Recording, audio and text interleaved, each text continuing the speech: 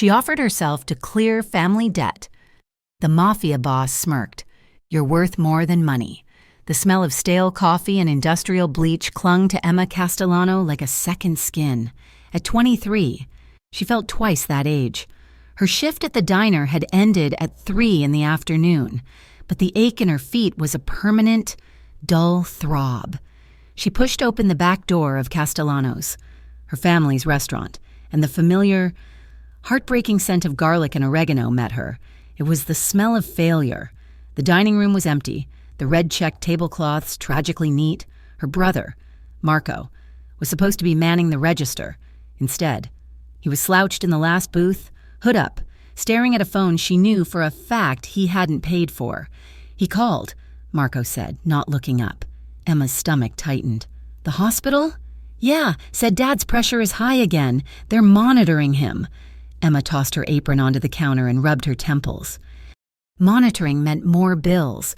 More bills meant more time their father, Angelo, would spend in that sterile white room, listening to the steady, weak beep of the heart monitor. Knowing his failure was a tangible, ticking clock. Heart failure, they called it. Emma figured it was more like failure of the heart, a spirit broken by a city that took everything and gave nothing back. "Did you finish the prep?" she asked, pulling her hair back into a tighter ponytail. Marco shrugged, a gesture of liquid defiance that made her want to scream. "No one's coming in. Em, what's the point?" He was 16. He was supposed to be angry about homework, not about the crushing weight of their inheritance. He was also slipping. She saw it in the new, too white sneakers she hadn't bought him, the way his eyes darted to the street every time a car slowed down, the whisper of a new, harder crowd she only knew by the graffiti they left on the alley wall. "The point," she said, her voice strained, "is that we don't quit. I'm going to the hospital. Mop the floor, Marco, please." He didn't move. She didn't have the energy to fight him. She grabbed the meager earnings from the diner, a crumpled wad of singles and fives, and walked out into the cooling twilight. A soldier walking from one losing battle to the next. The hospital visit was the same as all the others. Her father, his skin the color of old parchment, tried to smile. "How's my girl? How's the restaurant?" "Busy," Emma lied, smoothing his blanket. "We had a great lunch rush." He knew she was lying. She knew he knew. It was a painful, necessary ritual. She kissed his forehead, breathed in the scent of antiseptic and sickness, and promised to bring him lasagna tomorrow. She left before he could see the tears. She was halfway home, already calculating how many more double shifts she could pick up, when she saw the car. It was parked in front of Castellano's, a long, black sedan so polished it looked wet in the dusk. It wasn't a police car, and it wasn't a customer. It was the kind of car that meant trouble. She ran the last block. The bell above the restaurant door chimed, a sound that usually meant comfort but tonight sounded like an alarm. 2 men were sitting in Marco's booth. Marco himself was standing by the kitchen door, his face pale and sick. The men wore suits, not cheap suits, but heavy wool, dark and immaculate. They didn't belong here. One was older, thick-necked, with eyes like chips of ice. The other was younger, fidgety, but trying to look just as hard. "Emma Castellano," the older one said. It was not a question. "Who are you? We're closed." The man smiled, a slow unfolding of thin lips. "We're here about your father's bookkeeping. He seems to have misplaced some funds. My father is in the hospital. He has heart failure.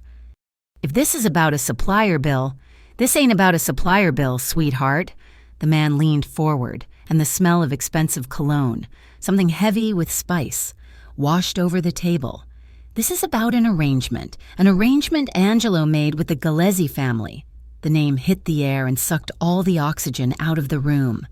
The Gallesis, not just neighborhood loan sharks. They were the syndicate, the real old-world monster that everyone pretended didn't exist anymore. "I don't know what you're talking about," Emma whispered. The man sighed, as if disappointed in her. He reached into his suit jacket and pulled out a stack of papers. He didn't toss them. He placed them on the table with deliberate care.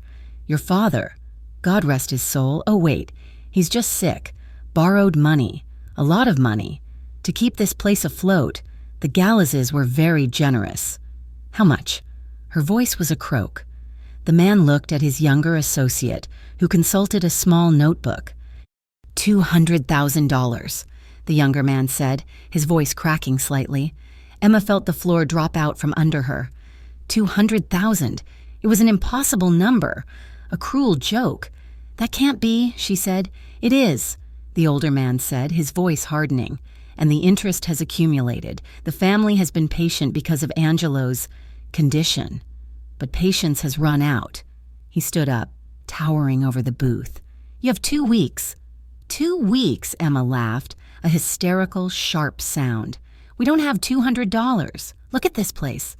That, the man said, adjusting his cuffs, is not our concern. 2 weeks, or we take the restaurant. We take the apartment upstairs. We take everything. And we'll have a talk with your little brother here, who seems very interested in proving how tough he is on the streets. We find uses for boys like that. He nodded to Marco, who looked like he was going to vomit. Then they were gone. The bell chimed sweetly, sealing the tomb. Emma stood frozen for a full minute. Then she sank into the booth, her legs giving out. She stared at the papers. It was all there. Her father's signature. The impossible. Predatory interest rates. $200,000. 2 weeks. Despair was a cold, heavy ocean. She spent the next 3 days submerged in it. She went to the bank, where a loan officer looked at her tattered financials and offered her a pitying smile. She tried to call relatives, who all suddenly had problems of their own. She looked into selling the restaurant, but the equipment was ancient and the location was dead. She was drowning. Her father was dying. Her brother was next. On the 4th day, she found the answer. It came to her in the dead of night, a solution so terrible, so final that it made her soul shrink. But it was the only one she had. She had one asset left, the one thing in the world that was still entirely hers. She knew she couldn't just call the Gallases. People like that didn't have listings. She had to go to the source. She put on her mother's old black dress, the only nice thing she owned.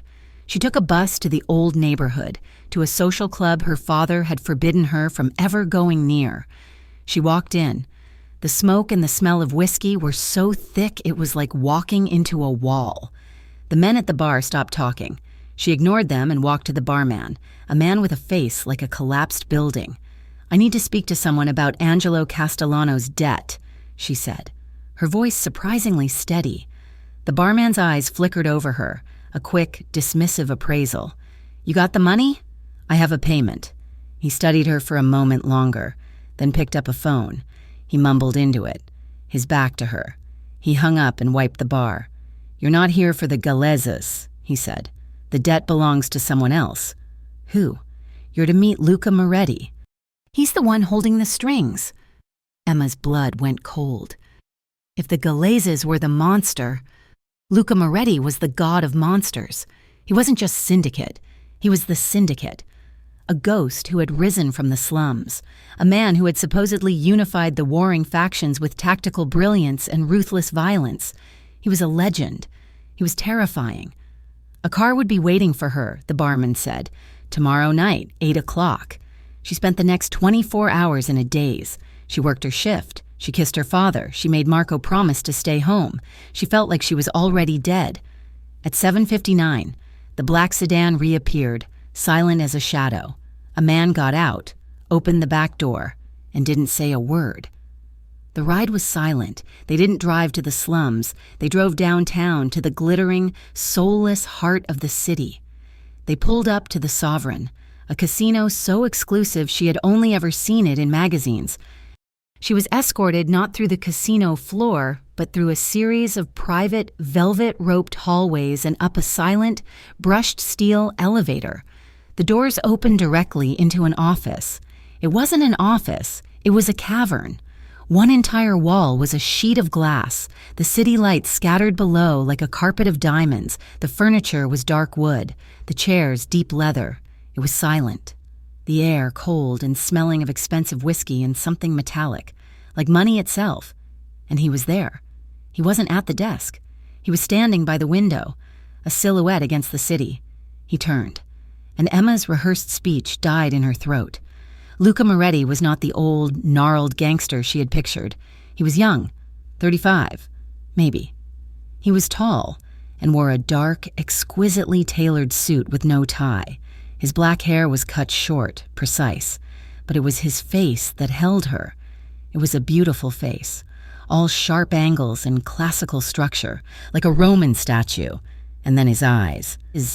They were gray, not blue, not green, but a flat, cold, winter stone gray. They held no light and no warmth.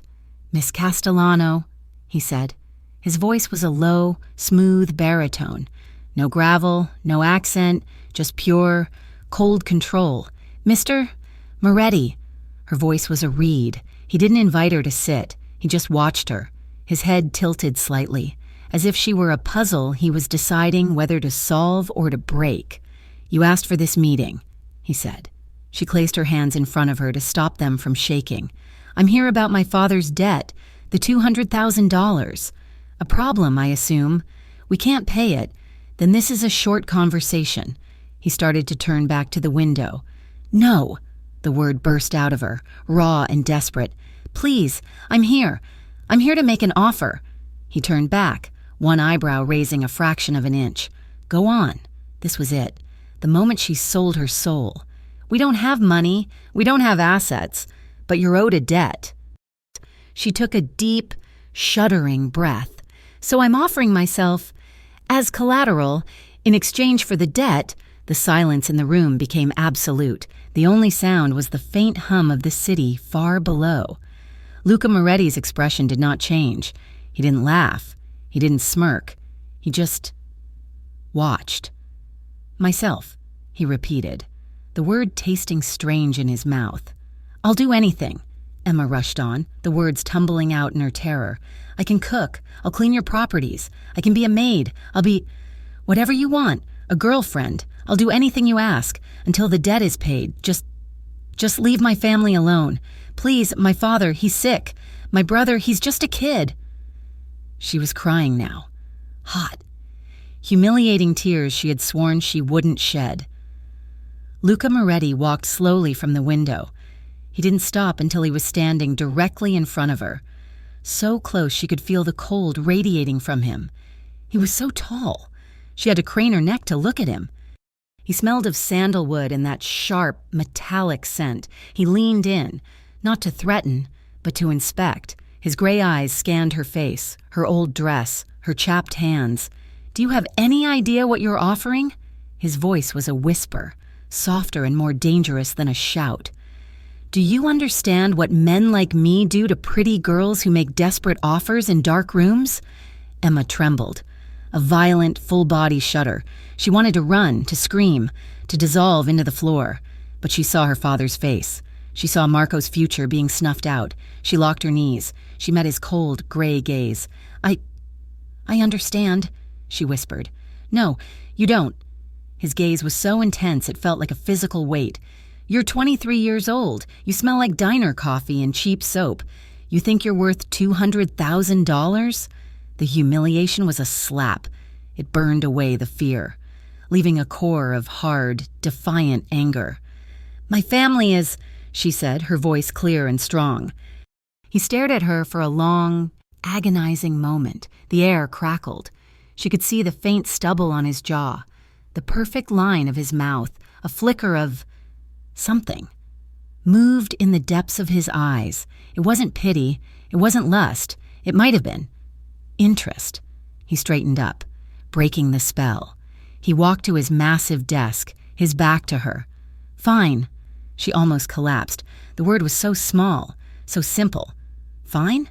The debt is canceled." She blinked, confused. "Just like that? What do I have to do? Where do I go?" He turned, leaning back against the desk, crossing his arms over his broad chest. He looked like a king surveying his domain. "You misunderstand, Miss Castellano. I said I accept I did not say I accept your, terms.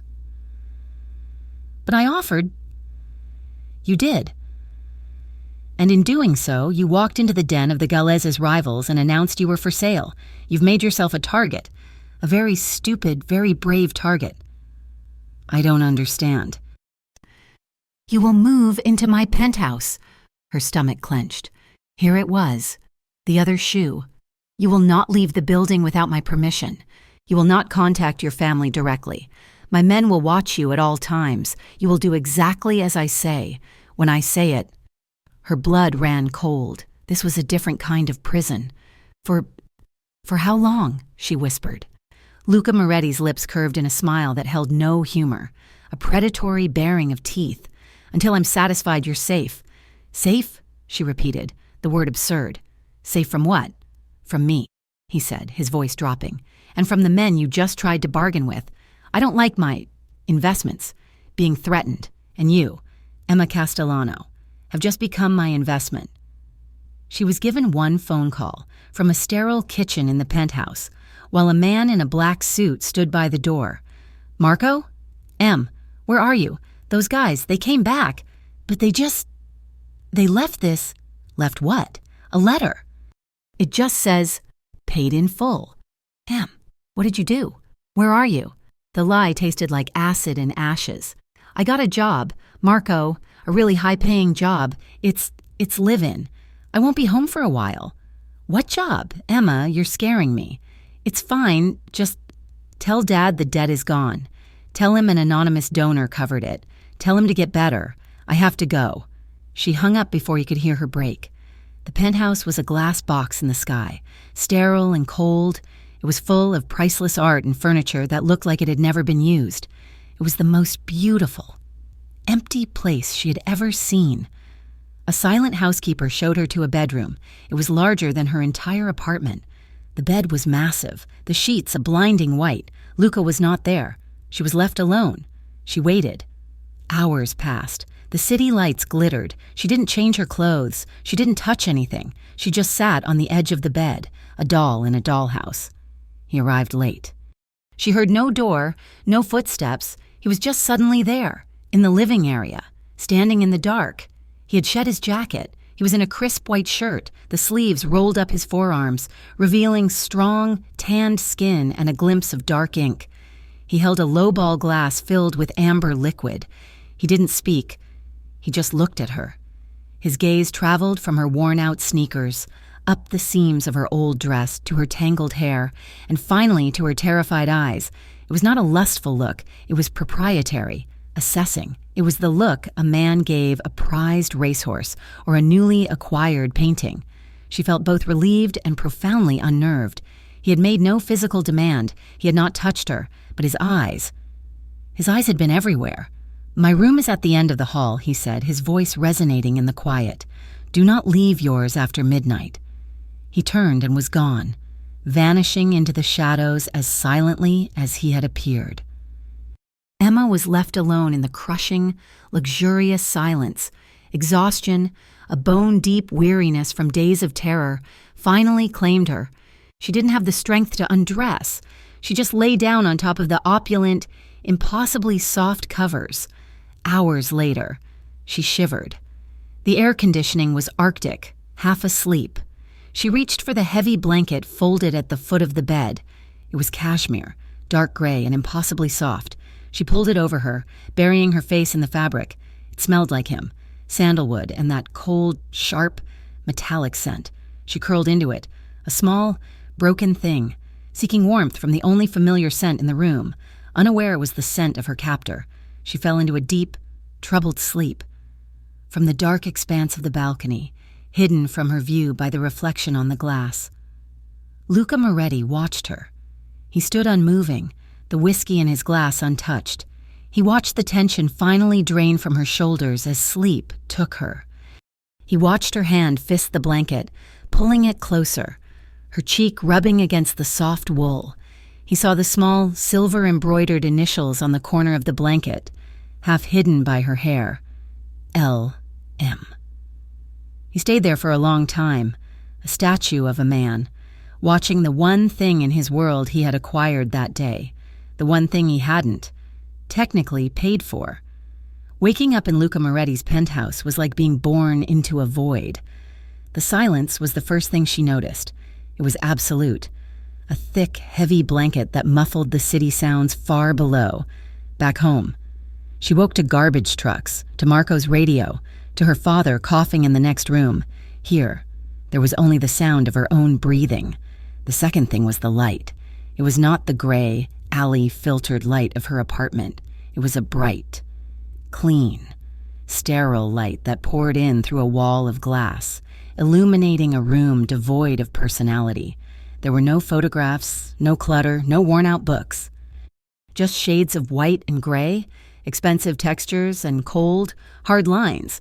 She was a prisoner, a very well-appointed prisoner. A wardrobe had appeared while she slept. It was filled with clothes in her size, but not her life. Soft cashmere sweaters, dark denim, silk blouses, and flat, sensible shoes. It was a uniform, chosen by him. There was also a rack of evening gowns and shoes with heels so high they looked like weapons. Emma tried to establish a routine, a semblance of control. She woke at 6, her diner shift internal clock unwavering. She made the bed, the white sheets impossibly smooth. She showered in a bathroom carved from a single piece of marble, using soap that smelled like sandalwood, and hated that the scent soothed her. "I'd like to go for a walk," she announced on the third morning. She directed this to Mrs. Petrov, a formidable woman with a steel gray bun and eyes that missed nothing. She appeared in the mornings to prepare a breakfast Emma never asked for, and disappeared just as silently. Mrs. Petrov paused in the act of wiping a spotless counter. "That is not possible, Signorina. I'm not asking to leave. I'm just going for a walk, around the block. It is not possible to leave the building unaccompanied. Then I'll be accompanied." Emma gestured to the man who stood, unmoving, by the private elevator. He was new today, built like a refrigerator, and his name was Ricardo. He had not spoken a word. Ricardo's gaze didn't flicker. "Mr. Moretti has not authorized an excursion." "An excursion?" Emma's voice rose. "I am not a child on a field trip. I am a woman who wants to feel the sun on her face." The man remained as expressive as the marble wall. She was trapped. The power imbalance was a subtle, constant pressure. Luca Moretti was a ghost. He left before she woke, or perhaps he never slept at all. He returned at all hours, sometimes not at all. But his presence was everywhere. It was in the food she ate, the clothes she wore, the silence that enveloped her. He was providing everything she needed: food, shelter, a suffocating, sterile safety. But he was also watching. She felt his absence as a form of observation. He was waiting. He had set a mouse in a luxurious new cage and was waiting to see if it would chew its own leg off to escape. She learned about him in whispers, in scraps gleaned from Mrs. Petrov. The housekeeper was loyal to Luca, but she was a woman, and Emma's isolation was a palpable thing. One afternoon, while kneading dough with a ferocious energy, Emma finally broke the dam. "Why me, Mrs. Petrov? Why is he doing this? This protection? It feels like a punishment." "Mrs." Petrov dusted her hands, her expression softening for a fraction of a second. "He understands you. He doesn't know me. He knows where you come from. He was a boy, from the Rione. Poorer than you. He and his sister, Alessa, they had nothing but each other." Emma stopped polishing a glass. "His sister? She was a light." "Mrs." Petrov said, her voice dropping. "Too bright for that place. When she was 15. Some men, they hurt her. She did not survive it." Emma's hand tightened on the glass. "Luca was 17. Mrs." Petrov continued, her eyes dark with memory. "He disappeared when he returned a year later. He was not a boy. He was something else. The men who hurt Alessa, their families are still paying for it. He burned down their world and built this one on its ashes. He's not a man, Signorina. He is a consequence. He sees your loyalty to your family, your sacrifice. It reminds him of his sister?" "No, Mrs." Petrov said, her gaze sharp. "It reminds him of himself." The knowledge changed nothing, and yet it changed everything. The monster now had a history. The cold, gray eyes had once watched something they loved be destroyed. That night, she couldn't sleep. She paced the vast living room, the city lights a mocking galaxy below. The silence was louder than ever. She was reading a book from his library, old, leather-bound, and in Italian, when she heard it. The whisper of the elevator. Her body tensed. It was almost 3 a.m. She heard a faint sound from the foyer, a stumble, a sharp intake of breath, a muttered curse in a language she didn't know. She rounded the corner of the massive sofa and froze. He was there, leaning against the foyer wall, his head thrown back against the dark wood paneling. His black suit jacket was gone. His white shirt was a ruin, soaked and sticking to his side, a dark, crimson stain spreading from his ribs. His face was pale, drawn, but his eyes were bright with pain and adrenaline. Her first instinct was to run, to hide in her room and pretend she hadn't seen. Her second was to help. It was an instinct beaten into her by years of tending to a sick father, a reckless brother, and a dying business. "You're hurt," she said, her voice a stupid, breathy whisper. Luca's head snapped toward her, his eyes focused, sharp and dangerous, like a wolf disturbed at a kill. "Go to bed, Emma." His voice was a raw growl. "You're bleeding. I have staff for this." He tried to push himself off the wall and winced, his hand flying to his side. "They're not here now," she said. Her feet moved before her brain gave permission.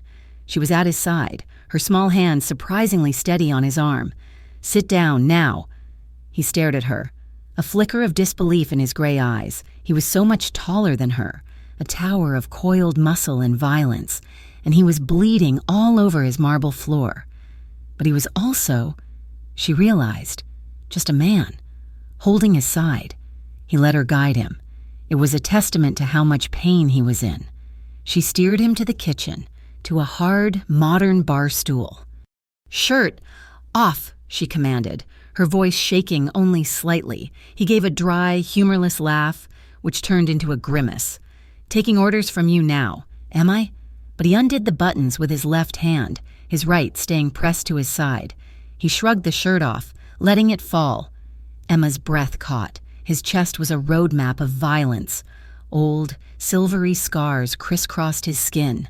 A long, puckered line over his heart, a small, round indentation she recognized as a bullet wound.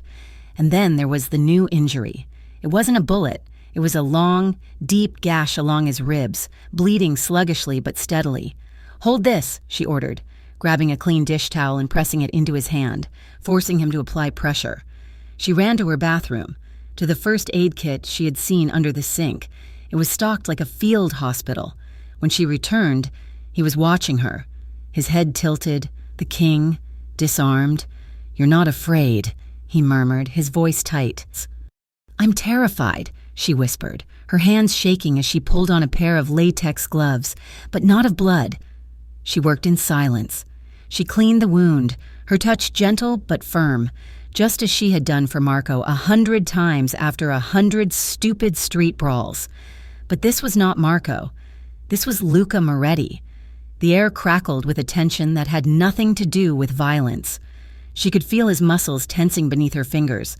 She could smell him, that intoxicating, dangerous mix of sandalwood, iron, and something uniquely him. His breathing was harsh in the quiet kitchen. He was watching her face, not her hands. "It needs stitches," she said, her voice low. "I know," he breathed. I can do it.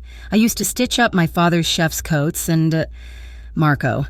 His lips twitched. "A chef's coat. And now, a mob boss. You have a varied skill set, Miss Castellano." She didn't smile. She threaded the needle, her movements precise. "Hold still. This will hurt." "I'm counting on it." As she pushed the needle through his skin, he didn't flinch, but a low hiss escaped his teeth. Their faces were inches apart. She was leaning in, her hair falling forward, brushing his uninjured shoulder. He was so warm. She could feel the heat radiating from his skin. She finished, her work neat and small. Her hand lingered, her glove-covered thumb brushing his skin just beside the wound. "There," she whispered. "Emma," he said, his voice a low vibration. She looked up. His eyes were no longer cold. They were dark, molten, and fixed on her mouth. The pain had been replaced by something else, something hotter and more dangerous. This was the man who owned her, the man who had bought her family's freedom, the man who held her captive. And in this moment, he was vulnerable. This monster, who had avenged his sister and built an empire on blood, was wincing under her touch. It was a terrible, powerful intimacy. She leaned in. It wasn't a decision. It was a gravitational pull. Her lips, chapped and dry, brushed against his. It was hesitant, a butterfly wing of a kiss, a question, a surrender. For one agonizing second, he was utterly still. His hand, the one not pressed to his side, came up. His fingers tangled in her hair, gripping her head, not gently. He wasn't pulling her closer. He wasn't pushing her away. He was just holding her. Then, with a low growl, he pulled back. His hand slid from her hair to her wrist, his grip like a steel band. His eyes were black. "Don't," he whispered, his voice rough. Emma stared, confused, her lips tingling. A cold, sharp smirk twisted his mouth. It didn't reach his eyes. "Don't start something you can't finish. Piccola." He released her wrist, leaving a brand of cold. He stood up from the stool, his movements fluid, as if the last 10 minutes of agony and intimacy had never happened. He walked out of the kitchen, his bare, scarred back a rigid wall, leaving her trembling in the sterile light. She slept, but it was not rest. Her dreams were a fever, a kaleidoscope of images, his gray eyes, cold as winter, his gray eyes, hot as coal, the smell of sandalwood and blood, his hand on her wrist, his voice, "Don't start something." She tossed and turned in the massive bed, her skin on fire, her heart pounding a frantic, confused rhythm of fear and something else, a dark, terrifying longing. She woke up angry at him, angry at herself. He was at the breakfast table. He was immaculate, dressed in a sharp, pearl gray suit, a crisp white shirt and a dark blue tie. His hair was perfect. His face was unreadable. If not for the faint tightness around his mouth, she would have thought last night was a dream. He was reading a newspaper, in Italian, and sipping an espresso. She sat down opposite him, her hands clenched into fists in the lap of her borrowed pajamas. She would not be a mouse. He didn't look up. "Good morning, Emma. Did you sleep well?" The politeness was a slap. "Why haven't you touched me?" The words were out, loud and raw in the silent room. His hands stilled. He slowly, deliberately, folded his newspaper. He placed it on the table. Then he looked at her. His gray eyes were clear, assessing and utterly cold. "Is that what you want?" he asked, his voice smooth. It's what I offered," she stammered, hating the weakness in her voice. "It's the bargain. I'm supposed to be your maid, your girlfriend, anything, but you keep me in this box." "I see." He leaned forward, lacing his fingers together on the polished table. "You offered yourself in a moment of desperation to save your family. That was a sacrifice, a noble one." "You think I am the kind of man who takes sacrifices?" He leaned in closer, his voice dropping to that intimate, dangerous whisper. "I am the man who accepts them. Your family is safe. The debt is gone. The terms of that bargain are complete. But I'm still here." "Yes, you are." His gaze was intense. "And what I take," he said. The word like a physical touch. "I take when it is offered in truth, not in payment, not in gratitude." He paused, his eyes flicking to her lips. "And what's freely given out of guilt, it's worthless. It's an insult." He stood up, adjusting his cuffs. "Eat your breakfast, Emma. We're going out tonight." A dress appeared at 5 o'clock. It was not a sensible sweater. It was a sheath of emerald green silk, cut low in the front and entirely absent in the back. It clung to every curve. The heels that came with it were black, strappy, and lethal, a charity gala. A room full of the city's elite, old money and new, gathered in a glittering ballroom. Emma felt like a fraud, her skin exposed and tingling. Luca was waiting by the elevator. He was in a black tuxedo that had been tailored to his body like a second skin. He looked like a god of the underworld, beautiful and deadly. He said nothing when he saw her. He didn't have to. His eyes, they stripped her bare, set her on fire, and dressed her again, all in a single, lingering look. His hand rested on the small of her bare back, a brand of possession, and he guided her into the elevator. The ballroom was a sea of fake smiles, men in suits, women in jewels, and they all knew who he was. The whispers followed him, the glances a mixture of fear and awe, and they looked at her, at the simple unknown girl on his arm, and their eyes were filled with speculation, pity, and envy. "Luca, good to see you, good to see you." A man, bloated and red-faced, with a politician's plastic smile, approached them. "And who is this lovely creature? You've been holding out on us." Luca's hand tightened on her back. "Salvi, this is Emma, my date." The words hung in the air, a public declaration. My date, not my prisoner, not my collateral. Salvi's wet eyes roamed over Emma, lingering on her chest. "A pleasure, my dear. A distinct pleasure." Emma wanted to shrink, to cover herself. Later, while Luca was in a terse, quiet conversation with a man who looked like a banker, Salvi cornered her by the champagne fountain. "A pretty thing like you," he slurred, his breath hot and sour. "He'll tire of you. They all do. Come see me when he does. I'll take care of you." He reached out, his thick, sausage-like finger tracing the line of her spine, his knuckles grazing the top of her dress. Emma froze, her blood turning to ice. A wave of revulsion and blind panic washed over her. A sound cut through the din of the party. A sharp, wet, sickening crack. Salvi screamed, a high, thin shriek of agony. Luca was there. He had appeared from nowhere, silent as death.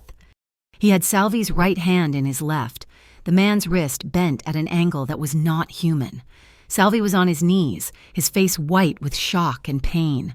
Luca's face was a mask of pure, cold rage. His gray eyes were no longer cold, they were burning. "You will never," he bit out, his voice a low, lethal snarl. "Ever touch what is mine." Security was swarming them. People were gasping. Luca didn't release the man's hand. He held it, watching the politician writhe, his expression one of utter, terrifying calm.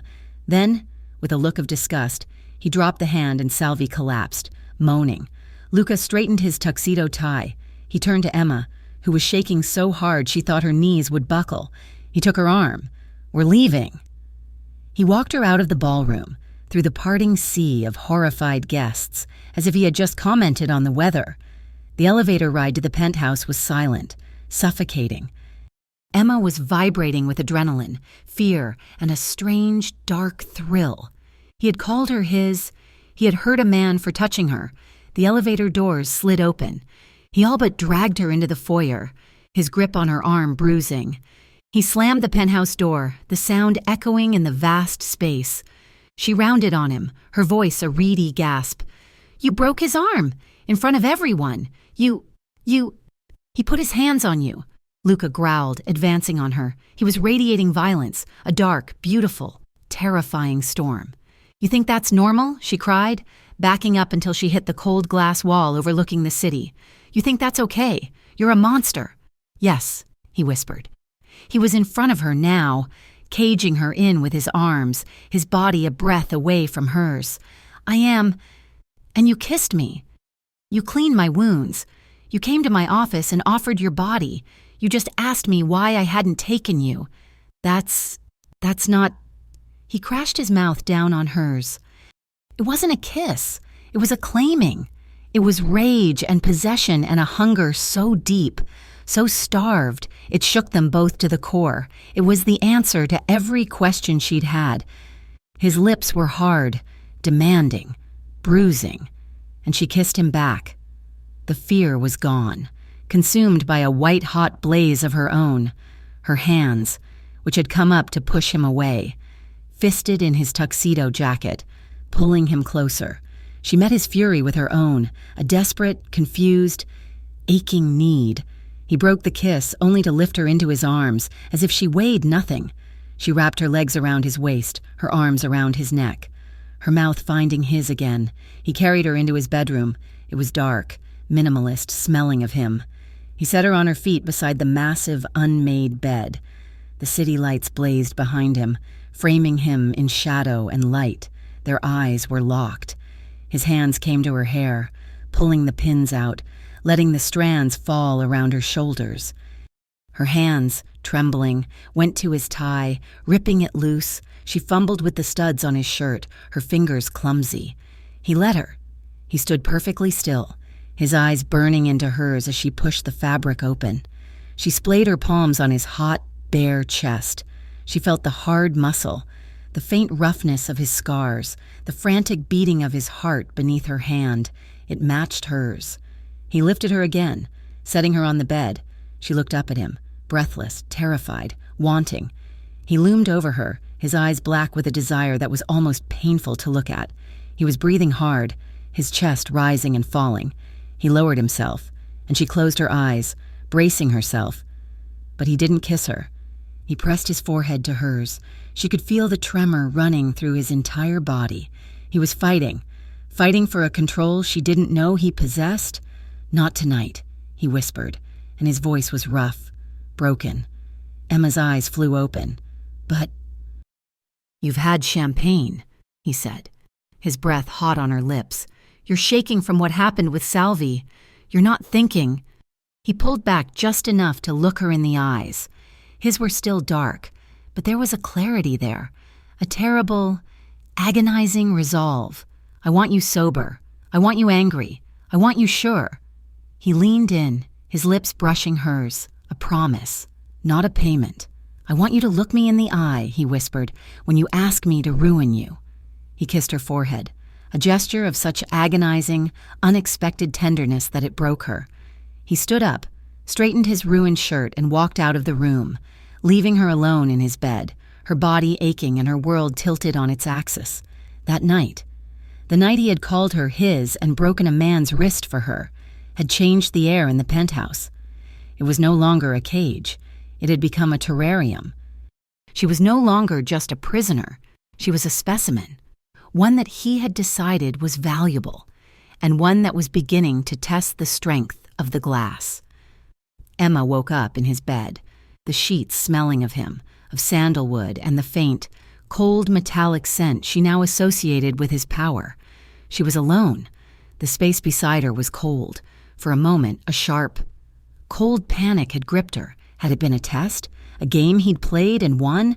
But her emerald dress was not on the floor where she'd left it. It was draped over a chair, and her own. Simple clothes were folded on the commode. He, or someone, had come in while she slept and tidied up the evidence of their confrontation. But they had not touched her. That restraint was, in its own way, more terrifying than his violence. It also made her bold. She stopped asking Ricardo, the unmoving guard by the elevator, for permission. "I'm going to the library," she'd say, and walk past him. The first time, he'd stepped in her way. "Mr. Moretti has not, Mr. Moretti has a book I want," she'd said, her voice even. "You can stand outside the door, or you can stand here, but I am going to the library."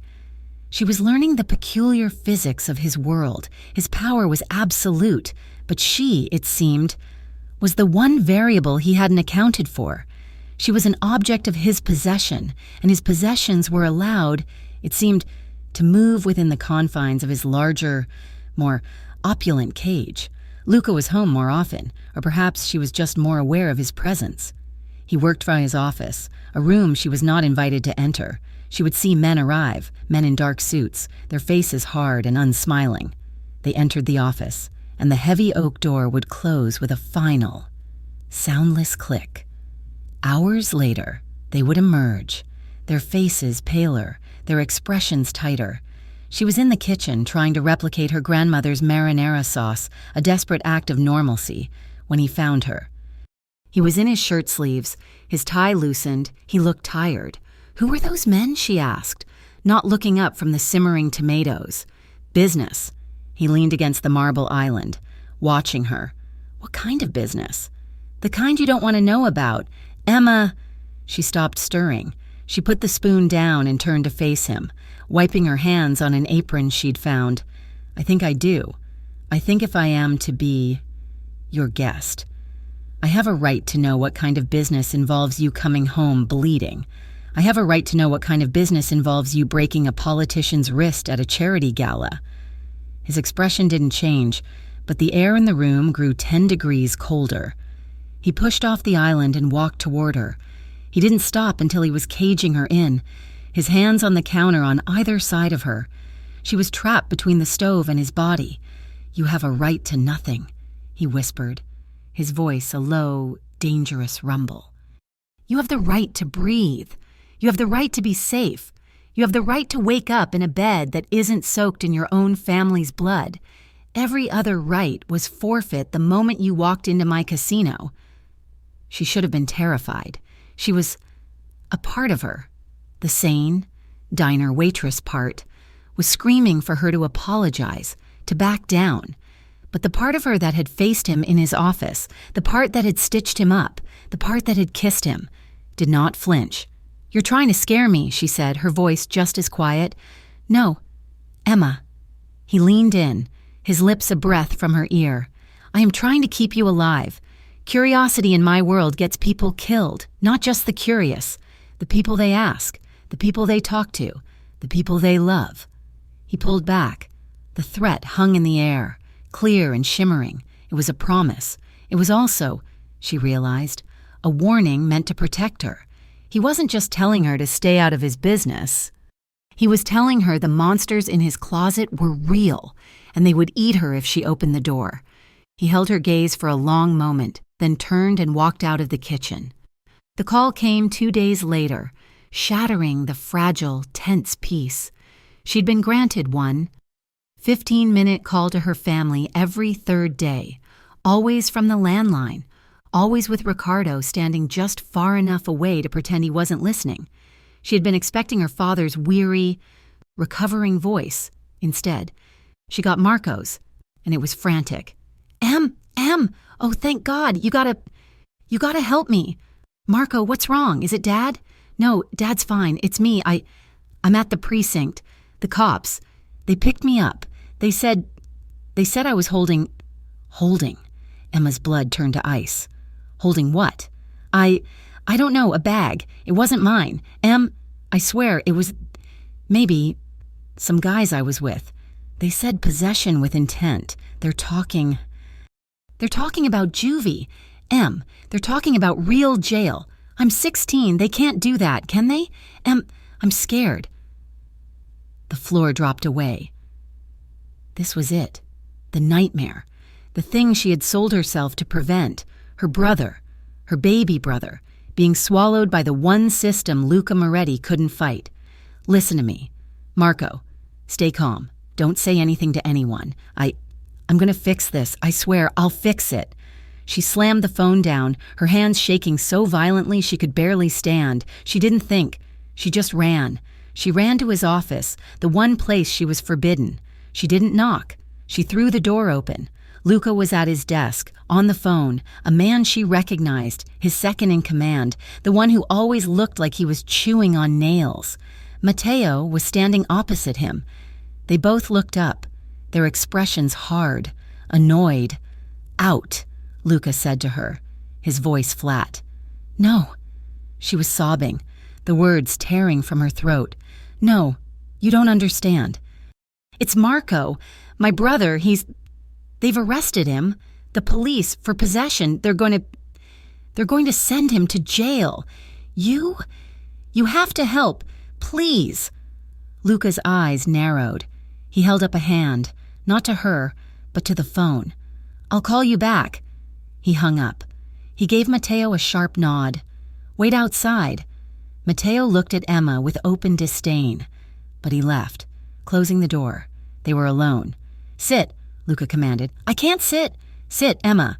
His voice was iron. She collapsed into a leather chair, her body trembling. Tell me, he said, his voice calm. All business. What precinct? I don't know. The one downtown. The name he was arrested under. Castellano? Yes, Marco Castellano. He's 16. They said possession with intent. He swore it wasn't his. It never is, Lucas said, his voice void of sympathy. He was already dialing his phone. He didn't look at her. He looked at the wall, his face a mask of cold concentration. It's Moretti, he said into the phone, his voice a low, smooth baritone. There's a misunderstanding at the downtown precinct. A boy, Marco Castellano? Yes, that's the one. He's 16. The charges are a mistake. They are to be erased. He's to be released. No, not in an hour. Now, yes, I'm sure. He paused, listening. His eyes, cold and gray, met Emma's. That, he said into the phone, his voice dropping, is an excellent question. One I'm sure you'll find the answer to. I expect him home in 20 minutes. He hung up the phone. Emma stared at him, breathless. Just like that. Just like that. He stood up, walking to the bar cart in the corner and pouring himself a glass of water. He'll be home before your father even knows he was gone. I'll have a car pick him up. But the charges, the police. You live in my house, Emma. You are under my protection. By extension, so is your family, the police. They have a greater understanding of misunderstandings when I am involved. He turned, and he wasn't done.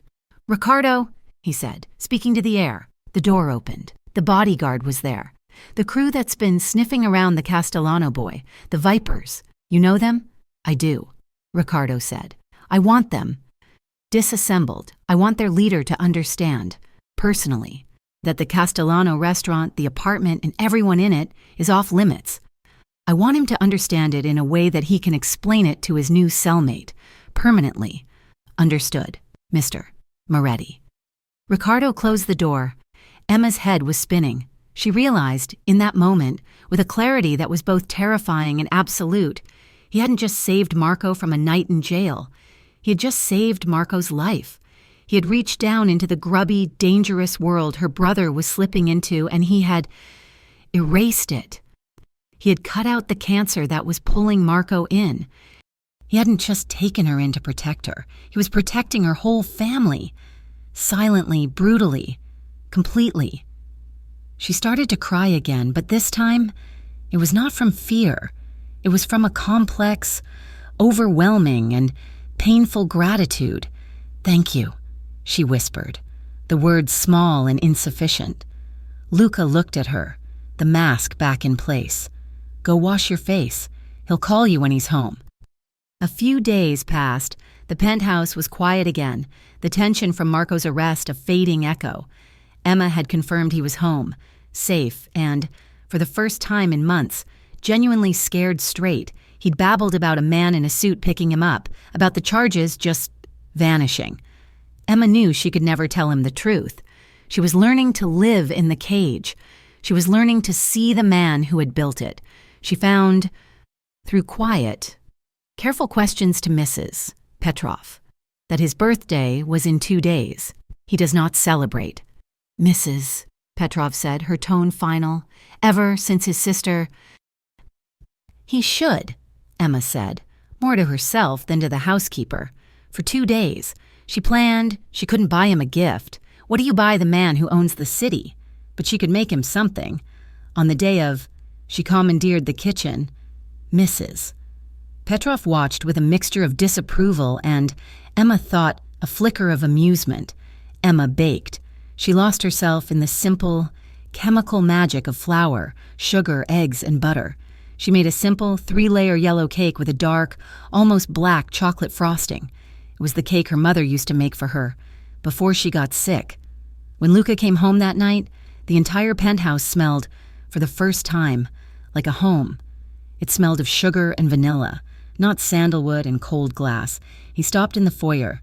He was unfastening his cuffs, his jacket already gone. He just stopped and sniffed the air. He looked for a fraction of a second, not like Luca Moretti, the kingpin, but like a man remembering something he had long since buried. He found her in the dining room. She had set the table for 2. In the center sat the cake, a single, defiant candle burning in the middle. "What is this?" he asked. His voice was flat. "It's a cake," Emma said, her hands clasped in front of her. "It's your birthday. Mrs. Petrov made dinner. She said you liked ossobuco." He stared at the cake, at the single flame, at her. "No one," he said, his voice raw, "has made me a cake since I was 16. He sat. They ate. It was a quiet dinner. They didn't talk about his business or her family. They talked about nothing. About the city, about the wine, about the first time she'd tasted real olive oil. And then, as she cut him a slice of cake, he opened up. "I don't trust people, Emma," he said, staring at the flame. "Trust is a liability. Everyone I have ever known has wanted something. My father wanted a son to carry on his legacy of failure. My rivals want my territory. The men who work for me want my power. The women I've known, they want my money." "And me?" she whispered, sliding the plate in front of him. "What do I want?" He looked at her, his gray eyes clear, unguarded, and full of a profound, aching weariness. "You," he said, his voice soft. "You confuse me. You offered me your body, and I gave you a cage. And you fight me. You stitch my wounds. You break into my office and yell at me. And then you bake me a cake, as if we are normal. Maybe I want us to be," she said. "We can never be normal. I know." The silence stretched, filled only by the flicker of the candle. Later, they were in the kitchen. The remnants of the dinner cleared away, the tension that had been humming beneath the surface for weeks, since the gala, since the wound, since the cake was now a palpable, physical thing. It was a high-strung wire, vibrating between them. She was rinsing a plate. He was standing by the door, watching her. "You said," she began, her voice trembling but firm. She turned off the water, but didn't turn around. "The other night, at the gala, I remember what I said. You said I had to be sober. And sure." He was silent. She turned around, her hands dripping, her heart a frantic bird in her chest. "I'm not drunk, Luca, and I'm not grateful. Not for this. This is something else." He didn't move. He was giving her the one thing no one else in his life had, a choice. "Ask me, Emma," he breathed. "I can't. Then I can't." She took a breath. This was her. Emma Castellano, the diner waitress, the bartered-away daughter, and she was sure. "I don't want to be your prisoner anymore," she whispered. She walked toward him. He was a statue, carved from marble and shadow. She didn't stop until she was in his space, her small hands coming up to rest on his chest. She could feel his heart, a hard, steady beat beneath her palm. "I want to be here," she said.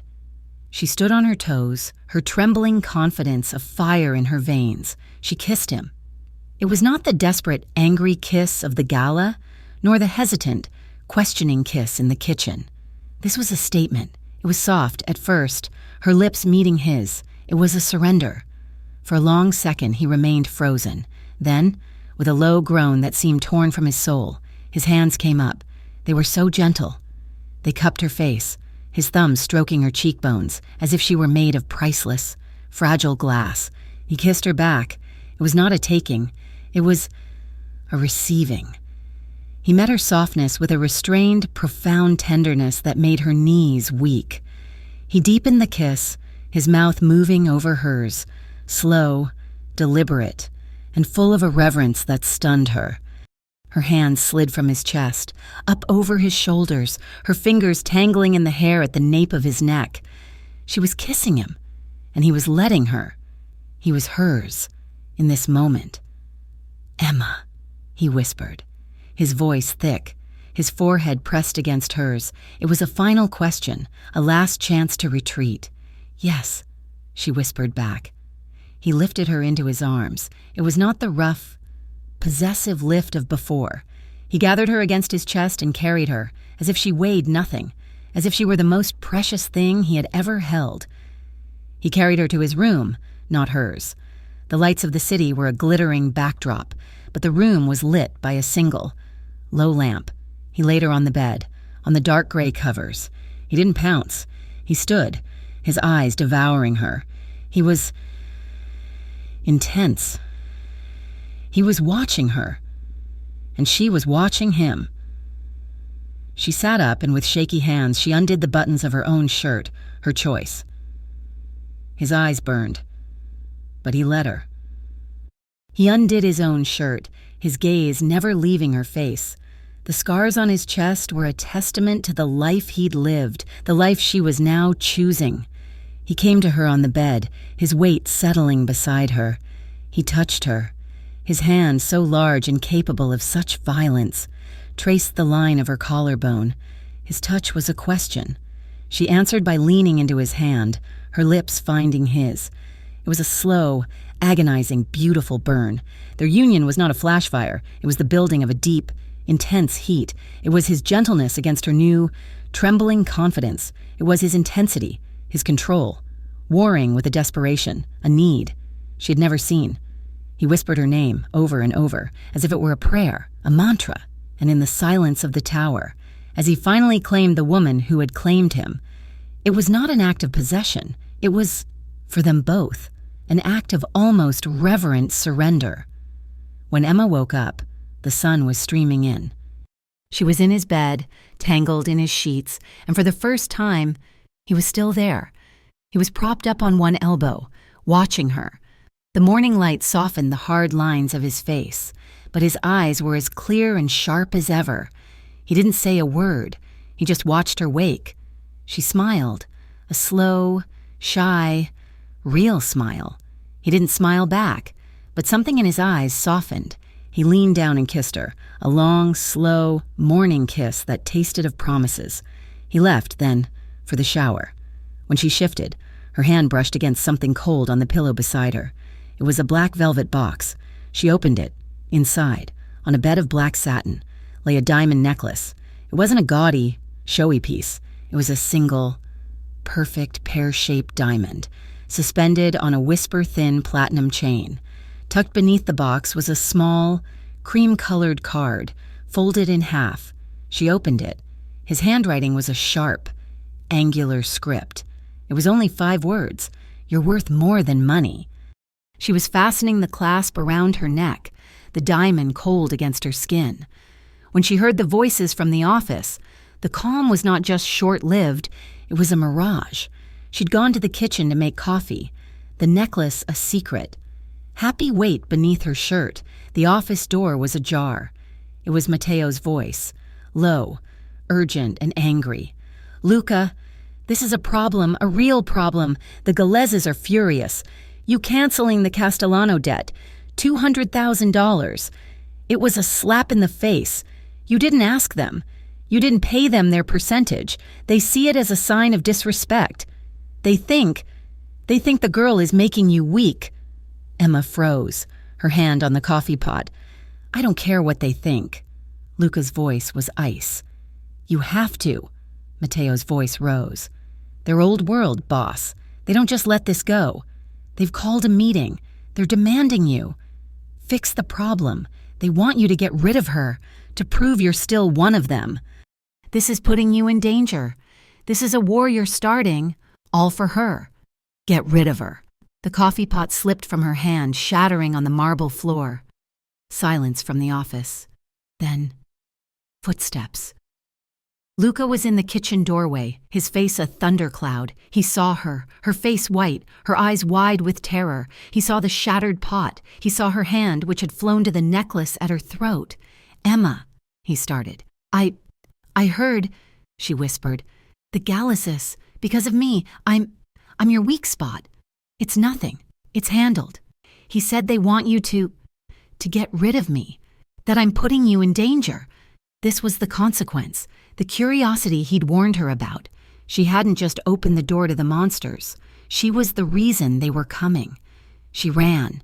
She ran past him, down the hall to her room, the room she had slept in as a prisoner. She grabbed the duffel bag she'd arrived with. Her hands were shaking so hard she couldn't work the zipper. He caught her packing. He filled the doorway, a dark, furious silhouette. "What do you think you're doing?" His voice was dead calm.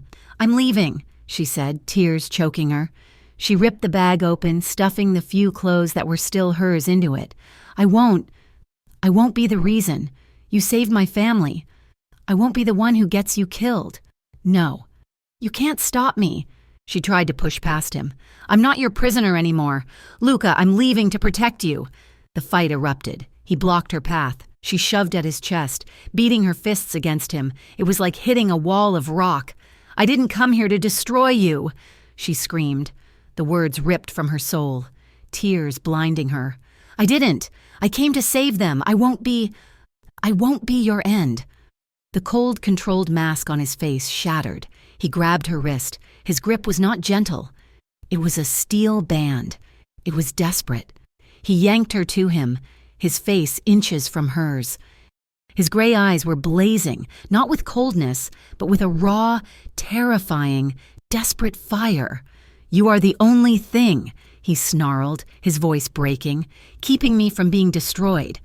He crushed his mouth to hers, a kiss that was not tender, not reverent, but a desperate, drowning claim. He pulled her against him, his arms banding around her, and he buried his face in her hair. The duffel bag dropped, forgotten, to the floor. That kiss in her bedroom doorway was not a resolution. It was a declaration of war. He had not let her go. He had held her, his arms a steel cage, his body trembling with a force she had never felt from him, a raw, unadulterated fear. He had kissed her as if he were a drowning man and she were his last breath. He had held her until her own frantic sobs subsided, until her knees gave out and he had to lift her, carrying her to his own bed, where he had simply held her. He did not sleep. She did not sleep.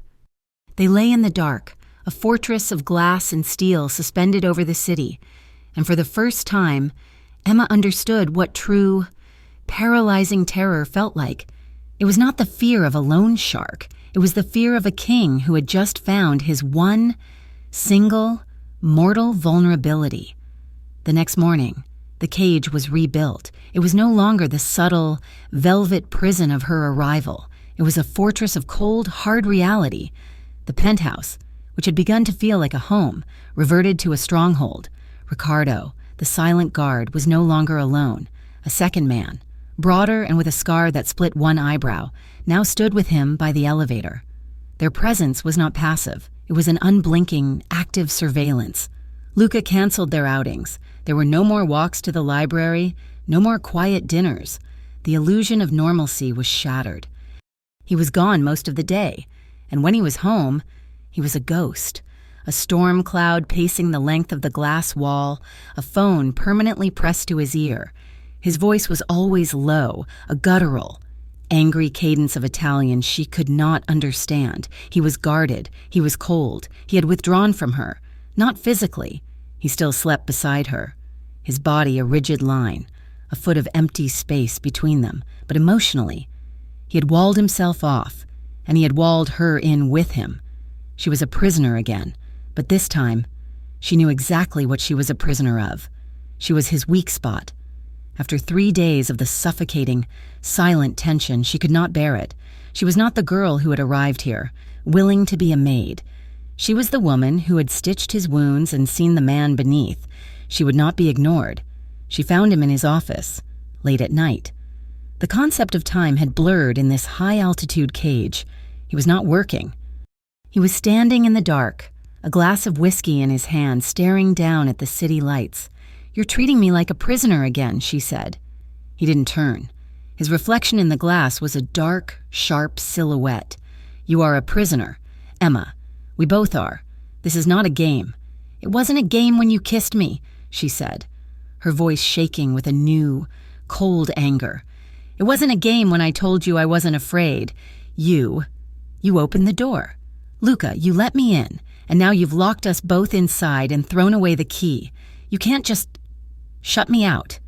"Shutting you out," he said, his voice dangerously low, "is the only thing keeping you alive." "I am not a porcelain doll," she cried, her hands balling into fists. "I am not your sister, Alessa, to be hidden away and protected until someone finds a crack in the glass. I am here, and I am in this with you. You don't get to decide that my life is more important than your own. You don't get to burn your entire world down to keep me safe and not even look at me." He turned. slowly. His face, in the dim light of the city, was a mask of such agonizing, cold fury that she took an involuntary step back. "You think this is about freedom?" he whispered. He crossed the room in 2 strides, his body radiating a heat that was pure, unfiltered rage. He grabbed her, not by the wrist, but by her upper arms, his fingers digging into her flesh, pulling her so close their faces were inches apart. "You think this is about you feeling locked up?" he snarled, his eyes a winter gray storm. "You want to talk about Alessa? You're right, I couldn't save her. I failed, and I tore the world apart to avenge her. Do you understand me? I tore it apart." His grip tightened, just shy of pain. "I have killed men for looking at me the wrong way. I have burned entire bloodlines to the ground for a fraction of the disrespect the Galezes are showing me. And now I have you." His voice cracked, a horrifying sharp sound, like ice splitting. "You," he breathed, his gaze dropping to her lips. "You, who baked me a cake. You, who stitched me up. You, who I would burn this entire city for. You are not my prisoner, Emma." He pulled her impossibly closer, his forehead pressing against hers. He was shaking. The monster was shaking. "You think this is about freedom," he rasped, his voice a broken, terrifying confession. "I have killed for less than what you mean to me. This isn't about your freedom. This is about my control, and I am losing it." He let her go, pushing her away as if she were on fire. He turned his back on her, his hands braced on his desk, his head hung low. "Get out, Emma, go to bed, now." She fled. The call from her father came the next day. He was worried. Marco hadn't come home. He'd gone out with some friends, new friends, better friends, he'd said, and he hadn't returned. Emma's blood ran cold. "He's probably just staying at a friend's. Dad," she lied, her voice tight, her eyes searching the penthouse for Luca. "He wasn't there. I'll try to reach him." She hung up and ran to Riccardo. "Where is he?" "Mr. Moretti is in a meeting. Get him. Now, it's Marco. My brother, he's missing." The name Marco was a new kind of password. Riccardo's face tightened. He spoke into his sleeve. Luca was home in 10 minutes. He didn't come in. He burst in. His face was pale, his eyes hard. "What did you hear?" "My father, Marco didn't come home last night. He's gone." "It's them," Luca said. Not a question, a statement. He was already on the phone, his voice a low, lethal staccato of Italian. The package arrived 2 hours later. It was not delivered by a courier. It was left with the penthouse concierge, a man who had been on Luca's payroll for a decade and who was now as white as a sheet. It was a simple, brown shoebox. Luca's men, the scar-faced one, and Riccardo cleared the room. But Luca didn't move. He stood in the foyer, staring at the box on the marble floor as if it were a bomb. "Emma," he said, his voice a dead, flat calm. "Go to your room." "No," she whispered. It's for me, isn't it?" He looked at her. He saw the terror in her eyes, but he also saw the steel that had been forged there. He gave a single, sharp nod. He crouched, pulling a small knife from his pocket, and slit the tape. He opened the lid. Emma made a sound, a small, strangled animal sound. It was not a head, it was not a hand. It was, in some ways, worse. It was Marco's left sneaker, the one she had bought him for his birthday 2 years ago, the one he wore until the soles were gone. It was stained. A dark, blackish-red smear was crusted across the white canvas. Tucked inside the sneaker was a single, folded piece of paper. Luca's hand was steady as he unfolded it. "The brother pays for the girl. Your move." Emma's legs gave out.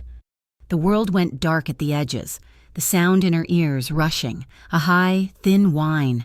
This was her fault, her fault. She had done this. She had brought the monsters to her brother's door. She broke. It was not a cry. It was a shatter, a sound of a soul splintering. She collapsed to her knees, her hands hitting the cold marble, her body convulsing with sobs that had no air, no life. They were just pure, distilled agony. No, no, no, no. She felt him. He was there, His arms were around her, pulling her up from the floor, pulling her against his iron-hard chest. She beat against him, her fists muffled against his suit. He's just a boy," she wailed. "He's my brother. Luca, you have to... They killed him!" "Shh," Luca commanded, his voice a raw, broken thing she had never heard. He gripped her face, forcing her to look at him. His eyes were not cold. They were on fire. They were a black, depthless inferno of pure, unadulterated rage. "He is not dead," he swore, his voice shaking with the force of his vow. "They are hurting him. They are trying to pressure me. They are trying to break you. It's my fault." She wept, her voice disintegrating. "I did this. This is my fault," he snarled. "I showed them my weakness. I showed them you." He pulled her tight, his hand burying itself in her hair, his lips at her temple. "And now I will show them what I do to people who touch what is mine." He held her for a long, shuddering moment. Then he pulled back. He was no longer a lover. He was not a man. He was the monster she had only heard rumors of. "I will get him back," he swore. He held her face, his gray eyes burning into hers. "I swear on my sister's grave, Emma, I will bring him home." The oath hung in the air, heavier than any human promise. He was swearing on the one thing that had created him. He moved her to a new location, not the penthouse. A secure high-rise, a fortress of black steel and tinted glass that he owned downtown. It was a war room. It was sterile, cold, and filled with a low, humming energy. Men and women sat at a bank of computers, their faces illuminated by the glow of data. And Emma watched. He didn't hide her. He didn't shield her. He sat her in a chair in the corner of the main room with a guard, and he unleashed himself. The man she had known, the cold, controlled businessman, the tender, hesitant lover, was gone. In his place was a general. "Ricardo," he snapped, his voice crackling with authority. "The Vipers, the gang Marco was flirting with, they're the ones who snatched him. They're amateurs. They're working for the Galeses, thinking it makes them players." He pointed to a map on a large screen. "They have 3 known safe houses, one in the Bronx, one in Queens, and a warehouse near the docks. We move now?" Matteo asked, his face grim. "No," Luca said, his voice a silken, deadly thread. "We don't move. We eradicate. I don't want the boy. I want the leader. I want Reyes. Find him. I want a trace on his mother's phone. I want his girlfriend's apartment number. I want to know what he ate for breakfast. I want every single member of his pathetic, insignificant crew in my database in the next 10 minutes. Find me the leverage that they value." For hours, she watched. He was magnificent and terrifying. He didn't shout, he commanded, his voice a low, perfect instrument of his will. He threatened men over a secure line, his promises of violence so eloquent and specific that Emma felt sick. He commanded his assassins, for that's what they were, with the casual calm of a CEO directing his board. "The safe house on Carmine Street," he said, looking at a screen. "Is it empty?" A technician nodded. "Confirmed. Reyes moved his operation last week." "Good," Luca said. Burn it to the ground. Send the message. I want them to know we can touch them whenever we want. I want them smelling the smoke. I want them to know I am coming for them." He was a force of nature, a dark, terrible, righteous storm, and he was doing it all for her, for Marco. The call came 6 hours later. 6 hours of Emma chewing her nails until they bled. "We have him," Matteo said, walking into the room, his phone in his hand. "Reyes. We tracked him to a motel in Jersey. He's talking." Luca nodded. His eyes, which had been on fire, became ice. "And the boy?" "He's in the warehouse, near the docks, alive. Reyes was waiting for the Galese's next move." "Take the team," Luca said. "Bring him to the West Side safe house. And, Matteo, leave Reyes for me." The safe house was a clean, anonymous apartment. Emma was there, waiting, pacing. When they brought Marco in, he was alive. He was battered. His lip was split, a deep, ugly purple. His left eye was swollen shut, a grotesque, angry bruise. He was shivering, his hands zip-tied behind his back, his jeans soaked. But he was breathing. "Marco!" Emma screamed, running to him. His men cut the zip ties. Marco collapsed into her arms, his body shaking with a deep, violent tremor. He was babbling, crying, apologizing. Em, I'm sorry. They just grabbed me. They said it was about you, about some man. I'm so sorry. It's okay, she sobbed, holding his head to her chest, stroking his hair. It's okay. You're safe. I've got you. You're safe. She spent the next hour in a blur. She was the woman she had always been, the caretaker. She cleaned his face, her touch gentle. She got him ice for his eye. She found a first aid kit and butterfly bandaged the cut on his lip. She wrapped him in blankets and fed him sips of warm, sweet tea. He was in shock, terrified, but he was alive. She had just gotten him to lie down on the sofa, his eyes finally fluttering shut with exhaustion. When the door opened, Luca stood in the doorway. He was not the immaculate, suit-wearing kingpin. He was a specter. His tie was gone. His white shirt was open at the collar, and he was dirty. He was covered in soot, a black smudge across his jaw. Ash was in his hair. He smelled of smoke and gasoline and something cold and metallic. He had not just sent his men. He had gone himself. He had lit the match. He looked at Marco, asleep on the sofa, his chest rising and falling, then his eyes, gray and exhausted and still burning, found hers. She didn't run. She didn't thank him. She walked across the room, her steps silent. She reached him in the doorway.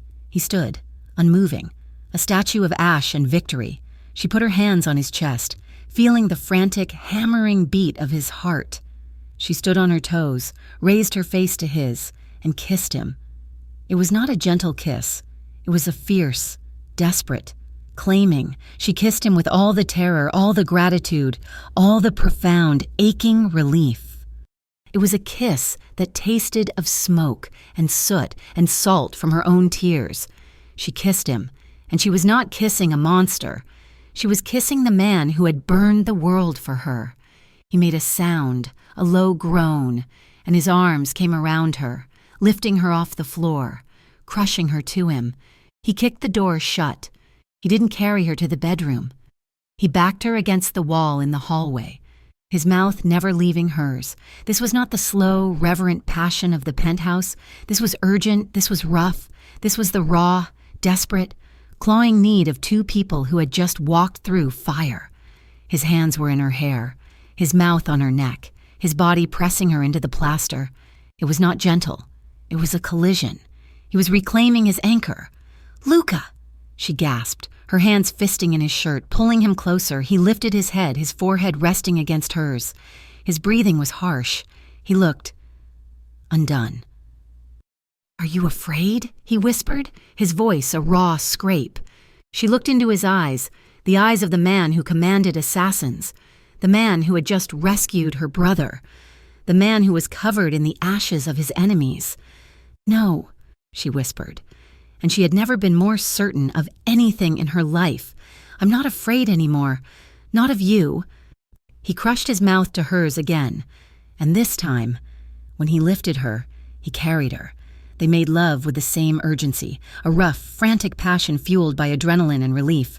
She clung to him, her legs wrapped around his waist, whispering his name, whispering that she was his, that she was not afraid. It was not about love. It was about survival. It was about imprinting themselves on each other, two survivors in a storm he had both created and calmed later. She lay in the safe house bed, listening to the sound of his breathing. Marco was safe in the other room, with a guard at his door. Luca was asleep, a rare, vulnerable state. But Emma was awake. The adrenaline had faded, leaving a cold, hard clarity. She slipped out of bed, pulling on his shirt. She needed water. As she passed the living room, she heard voices, low and angry. Matteo and Riccardo. They thought she was asleep. "He's lost his mind." Matteo's voice was a low growl. "He burned the Carmine warehouse. He personally dealt with Reyes. The Galeses are going to see this as an all-out declaration of war, not a negotiation."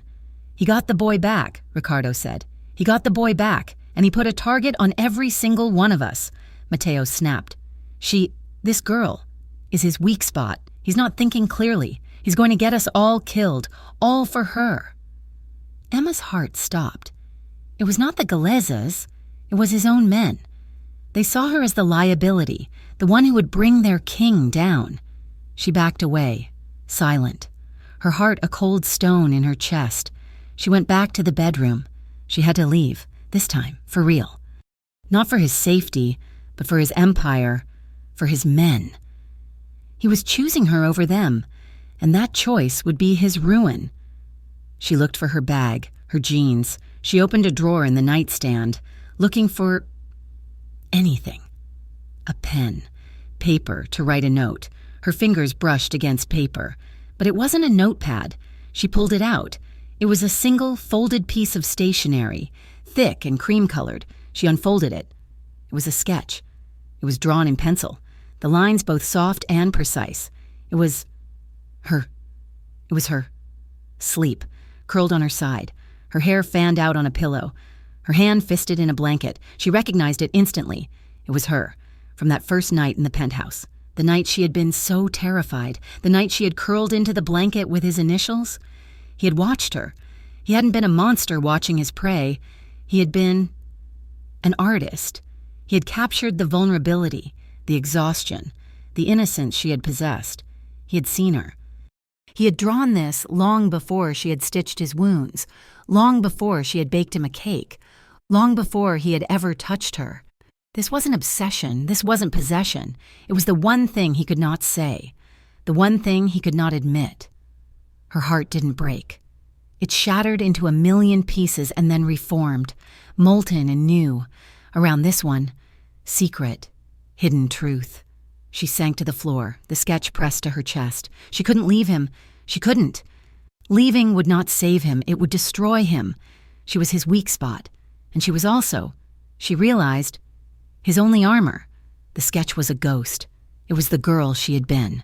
A girl who had slept in her enemy's bed, curled in a blanket, seeking warmth from a monster. But the man who had drawn it was not a monster. He was an observer. He was a man who had seen her, truly seen her. Long before she had ever seen him, Emma slipped back into the bed, the small, folded piece of paper a burning hot secret in her hand. She slid it under her pillow, the new, true north of her shattered world. When Luca finally returned, hours later, smelling of the cold night air and a victory that felt like ash, he found her awake. She didn't speak. She just held his gaze, and in her eyes, he did not see the fear or the anger he was expecting. He saw a choice. He saw the woman who had decided to stay. He washed the city off him and slid into bed. He did not touch her, but she, in the dark, reached out her hand and laid it on his chest, over the scars, over the heart he protected so fiercely. She felt the steady, slow beat. She did not need to say a word. She was no longer a liability. She was an anchor. But the city, their world, did not care for anchors. It only respected storms. The ultimatum from the Galeazzi family was not a whisper. It was a roar. It came not in a letter, but in the form of a summons. Don Galeazzi, the old man, the one who held the strings above even Luca, demanded a meeting. Luca went. He left Emma in the war room, a fortress of data and armed men, and he walked into the lion's den. He returned 4 hours later. His face was a mask of cold, chiseled stone. He gave me a choice, Luca said to Matteo, his voice devoid of all emotion. Emma was standing by the window, watching him, her heart a cold, heavy stone. The girl, Luca continued, or a war. Matteo, his jaw tight, his eyes betraying the fear his men felt, asked the question, "And you told him?" "I told him," Luca said, his gray eyes finding Emma's across the room, "that the girl is not the girl. She is mine, and if he wants her, he will have to come through me, and I will bring the fire of God down on his entire bloodline." Matteo winced. "Boss, it is a declaration," Luca said, his voice dropping, "that we are no longer a faction. We are an empire, and Emma is its heart. Prepare for war." War erupted. It was not a single battle. It was a sickness. It was a plague of violence that settled over the city like a shroud. The first casualty was a restaurant, one of Luca's fronts, which exploded in a ball of fire and glass at 3 a.m. The next was a betrayal. A man Luca had trusted, a lieutenant who had been with him for 10 years, was caught feeding information to the Gallazes. Luca did not kill him, he disappeared him, an act that sent a clearer, colder message than a bullet. The city was a chessboard of drive-by shootings, of silent, black cars gliding through enemy territory, of whispers and fear. Emma was a prisoner in the fortress, her world reduced to the sterile war room and the adjacent bedroom. She watched Luca command his forces, a dark king moving his pieces, his face growing leaner, his eyes harder, the exhaustion carving new lines around his mouth. He did not touch her with passion. He touched her with a desperate, proprietary fear, a hand on her hair as he passed, his fingers gripping her wrist in the middle of the night, as if to reassure himself she was still there. After a week of this, a week of living on adrenaline and recycled air, Luca decided the war room was compromised. He had to move her. "It's a new safe house," he told her, his voice rough. "Completely clean. Underground. You'll be there for 48 hours while we sweep this location." "You're not coming," she said. It wasn't a question. I have to. Cut the head off the snake. Matteo will be with you. And Ricardo.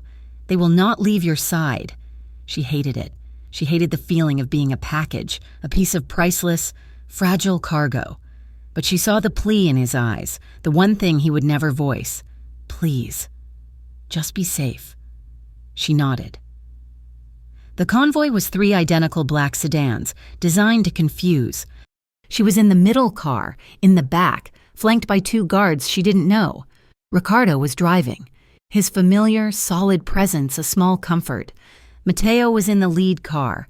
They were moving fast, taking a route through the financial district, a maze of concrete canyons, empty on a Sunday. "We're clear." Ricardo's voice came over the comms, a low, calm rumble. They crossed an intersection, and the world ended.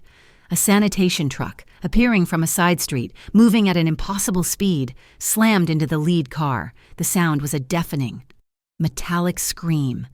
Matteo's car was obliterated, sent spinning into a light pole, collapsing like a tin can. "Ambush!" Ricardo bellowed. He slammed the brakes, the tires screaming, but it was too late. The third car, the follow car, was hit from behind by a black SUV, a battering ram that sent them lurching forward. Gunfire erupted. It was not the sound of pistols. It was the sound of automatic weapons, a heavy, deafening, metallic rain that turned the armored sedan into a drum. Glass spider-webbed, but held. "Down!" Ricardo roared at her. Emma was already on the floor, her hands over her head, her body shaking. The 2 guards in the back were returning fire. The pop, pop, pop of their own guns, a counter-rhythm to the deluge. The sedan was a cage, a death trap. They were pinned. "Boss, we are compromised. I repeat, compromised." Ricardo was shouting into his sleeve, one hand on the wheel, the other pulling his own weapon. The side window, Emma's window, suddenly exploded. The armored glass had failed. A round punched through. Emma screamed as a spray of glass and metal shards flew past her face. "Ricardo!" one of the guards yelled. It was all in slow motion. "Ricardo!" The man who had been her silent, stoic shadow. The man she had argued with, the man who had guarded her door. He unbuckled. He twisted his massive body. He threw himself, not out of the car, but into the back, over her. He covered her. His body, a heavy, solid wall, slammed down on her, crushing her into the floor mat. She felt the impacts, a series of heavy, wet thuds. His whole body jerked, once, twice, 3 times. He made a sound, a low, wet gasp, a sound of surprise, and then he was just heavy, a dead weight. The gunfire stopped. The silence that followed was worse. It was a ringing, deafening void, filled only with her own ragged, screaming breaths, trapped beneath the man who had just died for her. She heard new voices, shouting. Luca's men, the backup team. Hands were on her, pulling her. He's on me!" she gasped, her voice a strange, thin sound. They pulled Ricardo's body off her. She crawled out of the sedan, her hands shaking, her knees raw. She was covered in him, his blood. The street was a war zone. The lead car was on fire. Mateo was being dragged out, alive, but his leg was a ruin. The follow car was a sieve of bullet holes, and then, like an avenging angel, Luca arrived, his car, a matte black monster, screeched to a halt in the middle of the chaos. He was out before it stopped, not in a suit, but in jeans and a black jacket. He was a shadow, a blur of motion. His eyes scanned the scene. He saw Mateo, bleeding. He saw the burning car, and then he saw her. He saw Emma, standing, shaking, splattered with glass and Ricardo's blood, his face, which had been a mask of fury, crumpled for one, single, agonizing second. The mask of the general was gone, replaced by the raw, terrified face of the man. Emma, he breathed. He started toward her, but one of his men pointed to the sedan. Ricardo, he's gone. Boss, he covered her? Luca stopped. He looked at the open door of the sedan. He looked at the body of his man, and the man was replaced by the monster.